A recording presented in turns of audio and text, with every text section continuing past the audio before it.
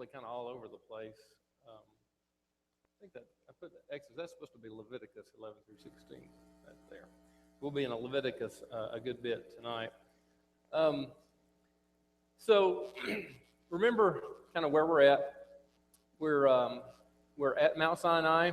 We're going through the events that took place there, and we're kind of between events still even tonight, in talking about some of the laws that God gave to them. And when you think about the book of Leviticus, there's not much history or stories in there. There's only a couple of stories Mike went over. I remember Nadab and Abihu.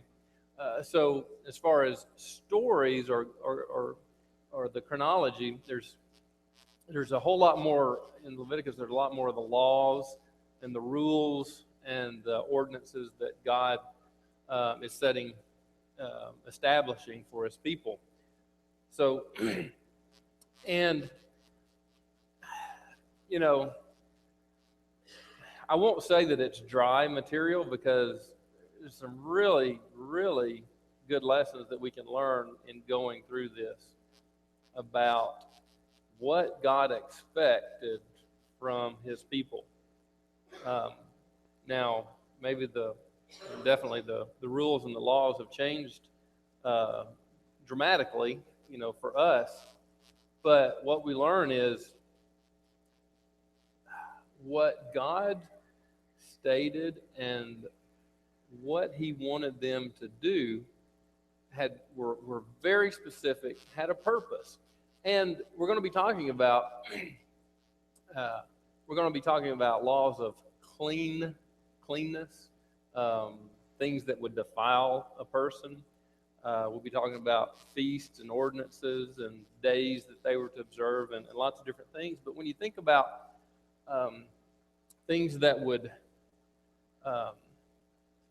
laws for cleanness and regulations, a lot of times we'll think, well, there's a reason that God did that, and it was for sanitary reasons or for cleanliness. But unless somebody can point it out to me, here in Leviticus in the scriptures, that's never mentioned that was the reason that God was doing this, that He was giving all of these statutes and ordinances about clean and unclean and different things that we're going to go through tonight. It wasn't for sanitary reasons. There might be a secondary benefit to some of that, but the real purpose for that can be found through all of Leviticus. And he says, for example, in Leviticus chapter 11, he's talking about one of these ordinances. He's talking about what would make them unclean or what would defile them. And to us, we might think it's somewhat an arbitrary thing. Just thinking with my reasoning. But he's talking about swarming things, insects, in verses 43, 44, and 45. But look at the reason that he gives. It's the only reason that he gives. He says, for things that swarm, you should not make yourself unclean with them, in verse 43, so that you become unclean. Verse 44, why? For I am the Lord your God. Consecrate yourselves, therefore, be holy, for I am holy. You shall not make yourselves unclean with these things. Verse 45, for I am who?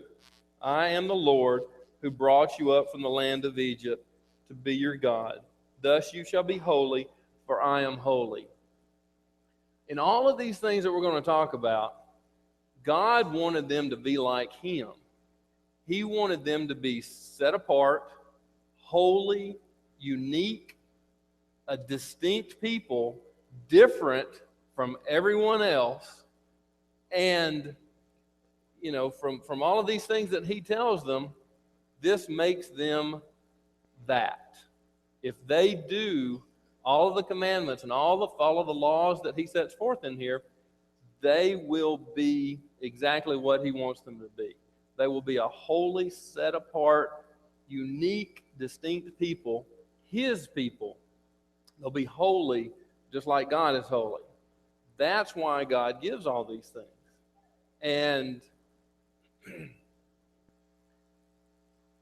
when it comes down to it, and if it comes to mind, it's like, well, why did he do it that way?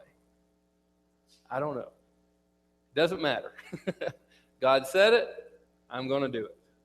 That's what it amounts to. There might and we can discuss things, and we can think of reasons, other reasons, secondary reasons that this would be good for a people to do and to have. But this is why he did it, so that they would be a holy and set apart people. So that's kind of where we're at. Remember a few lessons back, this whole section while they're at Mount Sinai, all these laws and statutes, God sets forth that he will be their God and that they will be his people. And God's going to dwell among them. And that's one of the other reasons for these laws of clean and not defiling them. Because where is God going to be? He's going to be among them. He's going to be walking. He's going to be there among them. So he didn't want to be walking in their filth. In fact, it states that at one place, in a defiled area. So he wants them to be like him. They'll abide by his laws. They'll agree to do that. And the idea that they could do this perfectly in all of these, and there's a lot of these. We're not going to be able to talk about all of them. In fact, I'm probably talking too much now preliminarily, but there's so many of these, and there's such specific things. They're not going to be perfect. Well, God knows that, and he has a solution for them, a way for forgiveness, and it's in this, in his laws. So remember the chronology that we set out? I kind of made it a little bit more concise here. But as you look at that, you see the Israelites leave Egypt. They come to the wilderness. They arrive. The tabernacle instructions are set up. The tabernacle itself is set up. All of this is happening, and we're still in this section right here in this time frame. Maybe the tabernacle is set up. Maybe it's during that time. But all these laws that God provides for them. This will be, I think, maybe the last class on this section, and we'll start moving again in the next class. I think that's right. So we'll actually start moving, and we'll talk about them celebrating the Passover and moving on out and leaving Mount Sinai.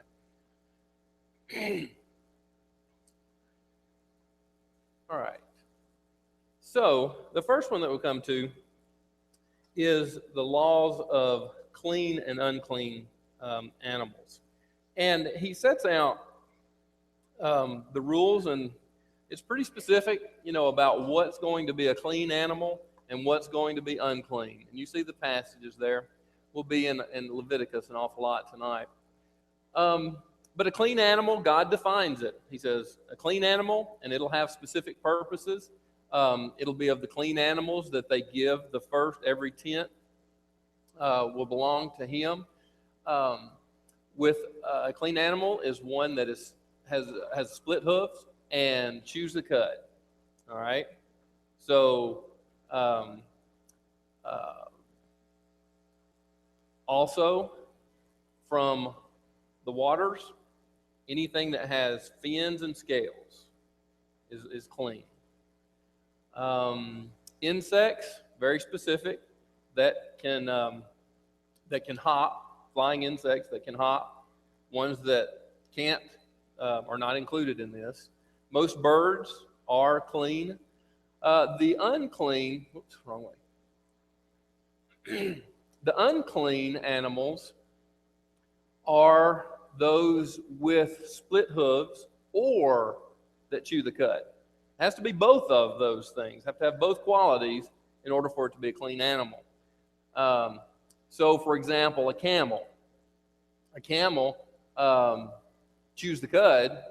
He processes food that way. By the way, when this class is designed for teaching in going into our classes and teaching our kids, this. So tell them exactly what chewing the cud. They're not going to know what that is, probably. I don't know if our education teaches that exactly. But, just tell them pretty specifically, especially with some of the ages, it's great.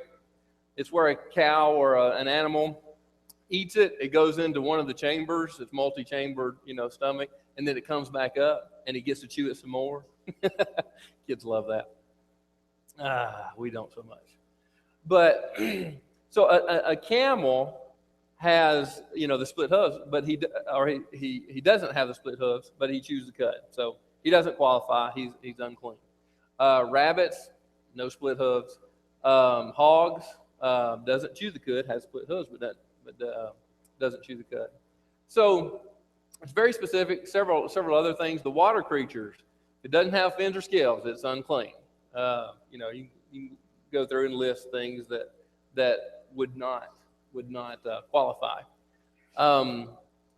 Birds, most birds would qualify as clean, but birds of prey, eagles, hawks, vultures, buzzards, those kind of things would not qualify. They're unclean. Things that go about low to the earth, that are very, very low to the earth, small rodents, reptiles, snakes, things like that. Okay? And along with the clean and unclean, one, see if I can catch up to myself here. One becomes unclean by touching the carcass. So if an unclean animal were to die, touching that unclean animal makes you unclean. Well, what does that mean? If you're unclean, if I touched it, what does that really mean? It's not like, these things are not sins. This is not in the category of a sin if you touch something that's unclean. Okay? What that simply means is that you are defiled, you're unclean, but there's a prescription for you to do something that takes care of, that remedies it. And what you do for this example, you go and you bathe, and you're unclean till the evening time. And once twilight passes, then it's over, okay? What does that mean? You can't, while you're in that state, you can't go to the public assemblies. If there's any feasts, if there, you can't go to, for example, the tabernacle, to offer sacrifices or anything like that. You have to wait until that time has expired. Now, there's different times for different things, and we'll see a few of those here. But in this particular instance, a lot of the things were just until evening, until twilight. If a vessel comes in contact with something that's unclean, okay, well, if it's of pottery or something like that, to be broken. If it wasn't breakable, if it was another material, maybe bronze or something, it had to be scrubbed. I mean, not just cleaned, but scoured, scrubbed, to be usable again. If a well or a spring became defiled, by a carcass, there was a prescription for that, and it involved other things, waters of purification. There was a specific thing that had to be done for it. Even a clean animal, okay, go back to the clean animals. If a clean animal dies on its own, by itself, nothing intervened, if it dies on its own, and then it's unclean, okay? So if it were sick or if it was old age or whatever, and one who touches that, you'd be unclean. And again, that would be until evening and twilight. So what other things would make a person unclean? There's a lot of things, and we'll go through a few of them. But uncleanness, giving birth, having a child, you would be unclean. There's specific, very specific things for this, and it's interesting. I don't have an explanation for it, but it's interesting. It's what God said, but it's different periods and different things to do if you had a boy or if you had a girl. If you had a son, then she was going to be unclean for 7 days. If it was a girl, then she's unclean for 2 weeks, so double that amount of time. And alongside the days of that time period, there's a purification process that was to be done, to be waited out. For a son, it was 33 days. For a girl, it was double that, 66 days. So once those days of purification over, once that time had expired, then they were to go and bring a burnt offering and a burnt offering and for a sin offering. They were supposed to bring both of those. And it was typically, for some there was choices. If you were poor, there was alternatives. But typically a lamb for a burnt offering and a young pigeon or dove for a sin offering. But if you couldn't afford that, then you could bring 2 birds, pigeons or doves, for that purpose. One would be used for burnt offering, one for the sin offering. Can you think of a situation when that was done? Might be very familiar to us. That was when Joseph and Mary came to the temple when Jesus was born. Her days of purification were over. She came, and what did they bring? They brought the 2 birds, right? So there's an example of it.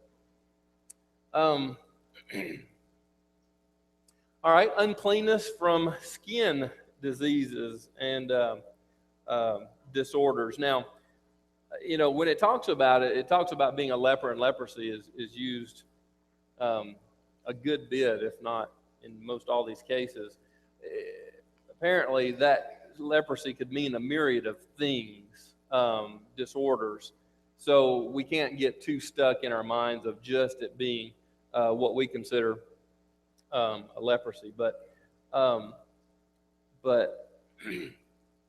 there were very specific things, laws regarding rules for the priest. The priest would be the one who would examine it. If someone said, "Hey, there's leprosy in this house, my house," or whatever, then the priest would go and they would examine it. And there's some real rules for it. If there were, what colors were they? Seems like it was green and red or blue and red. Anyway, it was streaks. If there were streaks on the wall, all right, and then you'd go in and clean it, and then you'd observe it for a certain amount of time, maybe 7 days. I don't remember exactly. And if they were back again, then you'd have to do something else. And eventually, if the spots were still there, the house had to be disassembled, torn down, taken out, burned, and completely destroyed. If somebody went in to a house that had been in the house, then there were specific things for them to do. They had to be defiled or unclean for a period of time, and just very specific things. Garments as well. If a garment someone was wearing, and there was a stain or a spot on that garment from the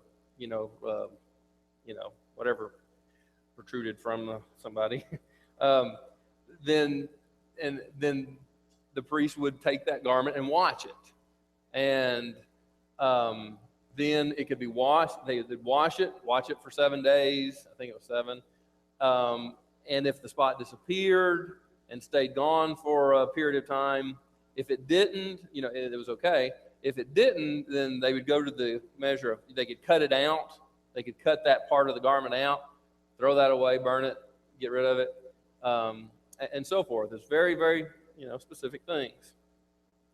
If one was cleansed, if one became well, then who was it that would examine? Well, it was the priest again. They would go outside the camp, go to them, examine them, and there was a process for that. And if it was deemed clean, then there was a process to be brought back into, the group, or the Israelites.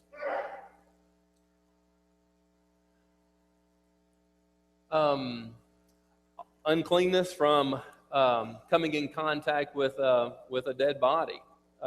There was, that would defile someone for a time period. I don't recall exactly what the rules were for that one.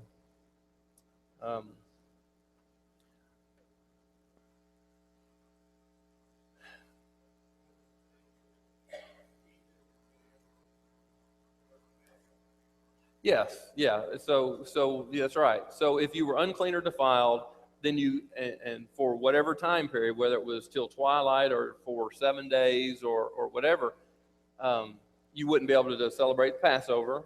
And there was a specific. Remember what would happen if you could not participate in the Passover? What did God prescribe for in His law? A second Passover, right? I call it a second. Yeah, exactly 1 month later, there was a second Passover for everyone who was unclean for the first one. Then that was time for them to be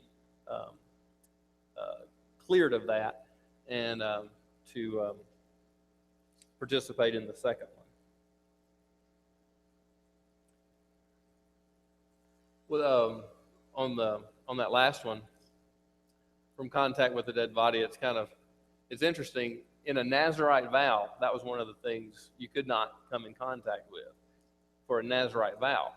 Well, you couldn't do it on purpose, for sure. Even if a relative passed away, you couldn't come near it at all.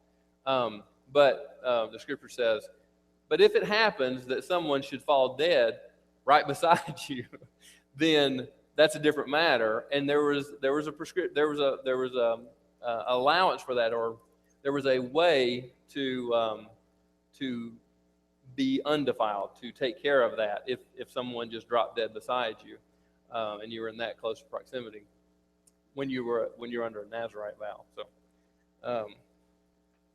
just have to stay away from everybody, I guess. All right, cleanness in the camp. So in there in Numbers 5, I mentioned this a second ago, but God was going to be there amongst them. He was going to dwell with them. He was going to be with them. And so there was rules about cleanness in the camp. In their army camps, when they went out, when the army, the men of war went out, and they were, obviously camping and going about, going wherever they were from place to place, there was rules for that. For example, back there in Leviticus 11, verse 4, where we were. No, it's not 11. It's where is it? It's Leviticus. Maybe it's not Leviticus.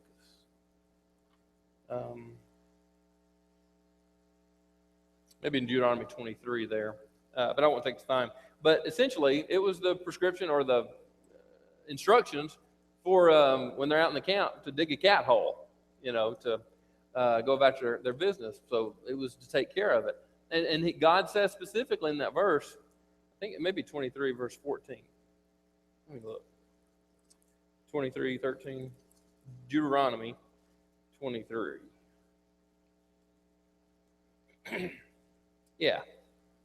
So Deuteronomy 23, verse 12, 13, and 14.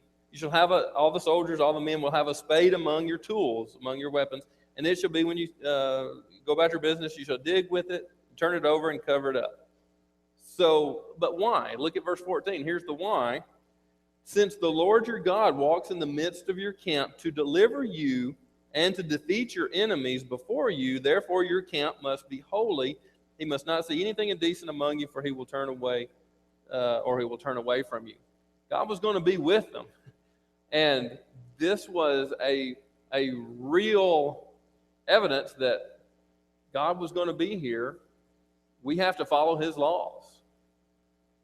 You know, if I had that in the forefront of my mind all the time, that God is here, I need to do what he tells me to. It was very real to them. He was going out. He was with them. It needs to be that real for us.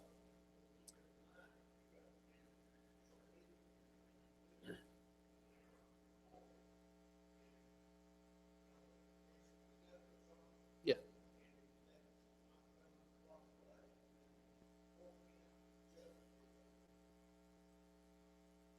Mm-hmm. Yeah. Yeah. There's definitely other reasons for it. That's right. All right. Water purification. That is when the need arose for that. There's a whole recipe for that. Almost, you know, they had to do an awful lot of things to um, do this, and they could wash their clothes in it. Um, these ashes were essentially was what they were kept for a long period of time to make those waters of purification. Um, they could sprinkle these ashes added to water to sprinkle on an unclean object or something that had been defiled as well. All right. Now we talked, you know, just a couple weeks ago about the sacrifices and all the rules and, you know, commands that God gave them to go along with them. Well, I'm not going to go through all that by any means, but just to look at the numbers of animals and sacrifices that were going to be taking place, you know, on a day-to-day basis, on a weekly basis, a monthly, and then at times of feast, it gets pretty significant of how many animals were killed for this purpose. Every day, 2 lambs, one in the morning, one in the evening. That was just a daily, every day. On a Sabbath, so every week, then in addition to that, on the Sabbath, there would be 2 additional lambs. On a new moon, or the beginning of their month, there would be 11 additional animals, and it's prescribed exactly what was required, what God wanted. On Passover, remember, along with Passover, what was the feast that went along with that? Feast of unleavened bread. So on Passover, 18 additional animals on all 8 days of that feast. On the Feast of Weeks, which was essentially it was 7 Sabbaths following the first day of the Feast of Unleavened Bread. It's 50 days after. So the Feast of Weeks was actually called Feast of 50, I think it was called. What did that become in the New Testament? Pentecost. Yeah, exactly. So that's what it's referred to. Yeah. But the Old Testament never calls it Pentecost. That was a Greek term. But on the Feast of Weeks, 11 additional animals. The Day of Atonement, 10 additional animals. And that's in addition to, you know, the daily or whatever way it was. And then the Feast of Ingathering, or the Feast of Tabernacles. Sometimes your translations say the Feast of Booths. And, um, here it was just a myriad. Now, what is it about this 8 days? I mean, look at the numbers there. I mean, on the first day of this feast, it was 8 days, 30 extra animals. Then it was decreased by one until the 8th day, and there was 10 extra animals. A lot. Now, what really it helped me understand this was this. The beginning of their calendar, religious calendar. Now, they had a civil calendar as well as religious calendar they went by. But the religious calendar started with Abib, which is in the March, April time frame for us. All right? So that was the beginning, and that was the Passover. Okay? That was on the twilight of the 14th when they were to eat the lamb. And then that began the Feast of Unleavened. That was the beginning of the calendar. And through March, April, May, June, July, all the way down to August, the end, they reached the end of the religious calendar. And it's these, on that 7th month, that October range, that 7th month of their religious calendar is the last. Then there were several days in there. And the Feast of Booths, the Feast of Tabernacles, was the culmination of that, the last 8 days of the calendar.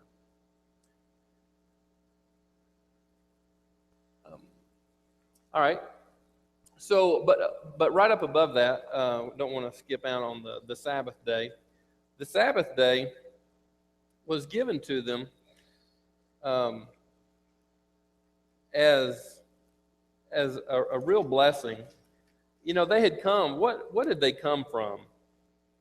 Where did God bring them out? Out of Egypt, out of slavery. And God did several things. In fact, a lot of these are to commemorate that event of Him saving them and bringing them out of Egypt. And for them to remember that is a very, very poignant event, an important event for them. Well, the Sabbath day was given to them as a blessing, a day of rest.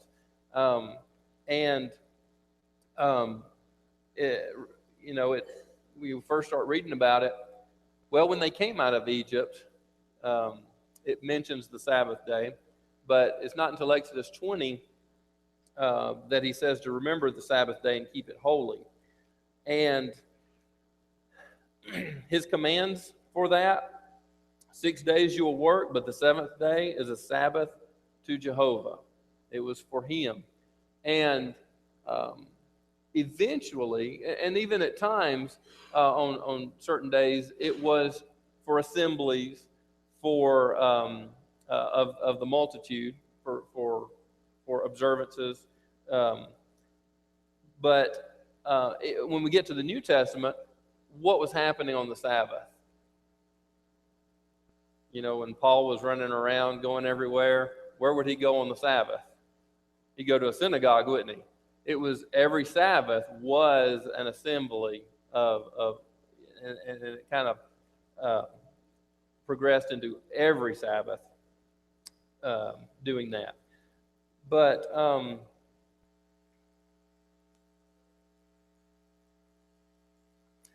in Leviticus chapter 23, verse 3, it describes the Sabbath as a day. In fact, I'll just read it. 23, verse 3. For 6 days work may be done, but on the 7th day there's a Sabbath of complete rest, a holy convocation. So God describes it as a day set apart, a holy day. My appointed times are these. And he goes on through there, describing other days. So the Sabbath day, very specific rules about what they could do. In fact, an event comes up shortly of a man who goes out and he's picking up sticks on the Sabbath day. and that was forbidden. And so they bring him, they kind of bind him and bring him and set him aside until they can ask God what to do. And he's to be taken out and stoned because he did not obey God's law with regard to the Sabbath. New moons is the other observances. That's the monthly, the new moons on the beginning of the month. There was specific, like we saw the sacrifices in the list of the number of sacrifices they were to offer. And besides the feasts and the observances, there's also the idea of a Sabbath year and a year of Jubilee. And let's see, I'm skipping over some of this. I probably shouldn't, but I'm going to run totally out of time. There's some really stuff that I'd like to include here. If I have time, I'll come back to that. On the seventh year, on the Sabbath year, so for 6 years, they would plant crops, go about, in their land, doing everything, planting crops. But on the Sabbath year, the seventh year, what were they to do? The Sabbath year is to the Lord, and the land was to rest. All right, just like they were to rest on, on the seventh day of the week. So vineyards, olive trees, anything crops, it was to rest.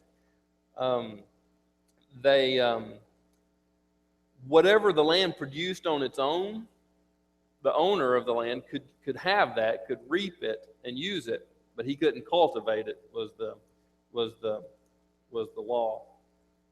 Also, on some rules for them as Hebrews that God gave them. So on the seventh year, also, now this is not every seventh year, but on the seventh year that a slave, for example, if I'm a Hebrew, and for whatever reason another Hebrew became my slave.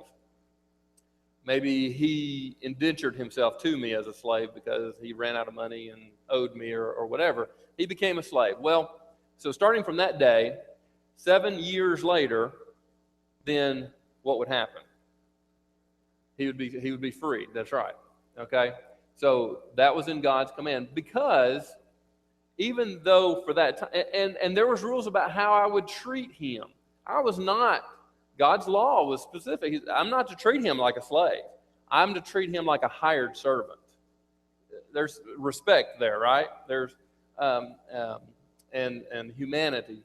So because God brought them out of where? He wasn't going to allow them to be put back into that. So in every 7 years, he would be freed. If another Hebrew owed one a debt, the seventh year, no matter what was left on it, it was forgiven. Okay. Also, on the seventh year, they were to read aloud the law to the whole assembly. Okay, so every 7 years. The year of Jubilee, which was 7 years of Sabbaths. So 7 times 7. Every 49 years, almost 50 years. That was a huge event because everything reverted back. The land is going to be divided up amongst all the tribes, right, of Israel. All the land's going to be divided up. Each clan, each family is going to get their section carved out, just like God sets out. Well, if I fall into whatever hard times and, I've got to sell my land, okay, I sell my land. Well, what happens in the 49th year? I get that back. That becomes mine again, okay? So it's kind of, in a sense, at that time period, everybody goes back home. goes back to their clan, back to their tribe, back to where they came from. So, and even when you were selling that land, God prescribed, God sets this out. They had to take into consideration how long it is. It was prorated, okay?